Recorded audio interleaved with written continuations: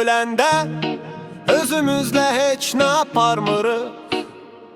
Nə titul, nə də əmlak, nə qızıl, nə də gizlətməyi planlaşdırdığımız yaralar. Əlimiz boş gedirik, ciblərimizlə tamamilə boş. Şəkillərimiz saxlanılır hansa çəkməcədə. Təbəssümümüzdən bəri heç kimin paylaşa bilmədiyi bir şey bir var sevi alır. Digəri heç vaxt baxmadığı üzüyü alır. Ən sadiq varis inventarın qayğısına qalmaqdan baş ağrısı alır.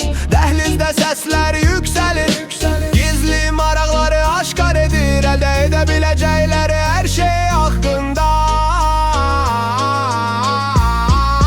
Mülkümüzdən öləndə əlimiz boş gedirik. Şəxsiyyət vəsiqəmizi belə götürmürük.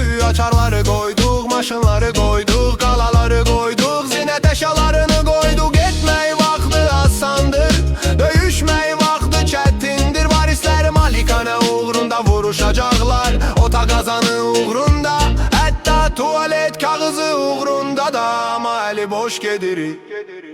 Şəxsiyyət vəsiqələrimizi belə götürmədik. Şəxsiyyət vəsiqələrimiz hansısa çəkməcədə qalır.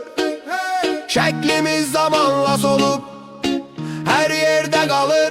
Sahib olduğumuzu kim xatırlayacaq? Varislər yalnız geridə qoyduğumuz şeyləri istəyirlər. İstər təpədəki malikanə olsun, istifadə edən müqəddəsin şəkli mətbəx lavabosunun yanında. İstər paslı tava olsun, istər otaq qazanı olsun.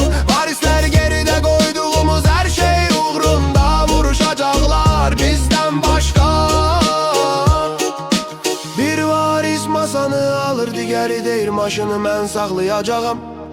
Atam ölməzdən əvvəl ona baxdım. Varislər artıq qonaq otağında dava edirlər. Dəfn mərasimimizdən əvvəl onlar yırtıcı qarğalar kimi görünürlər. Hətta dəlizdəki qoxumuzu belə hiss edirlər. Öləndə əli boş gedirik. Şəxsiyyət vəsiqələrimizi belə götürmürük. Açarları qoyuruq, maşınları qoyuruq, qalaları qoyuruq, zinət əşyalarını qoyuruq. Getmək vaxtı asandır, döyüşmək vaxtı çətindir. Varislər malikanə uğrunda mübarizə aparacaqlar. Ota qazan üçün, hətta tualet kağızı üçün belə. Amma əl boş gedirik. Şəxsiyyət vəsiqələrimizi belə götürmürük.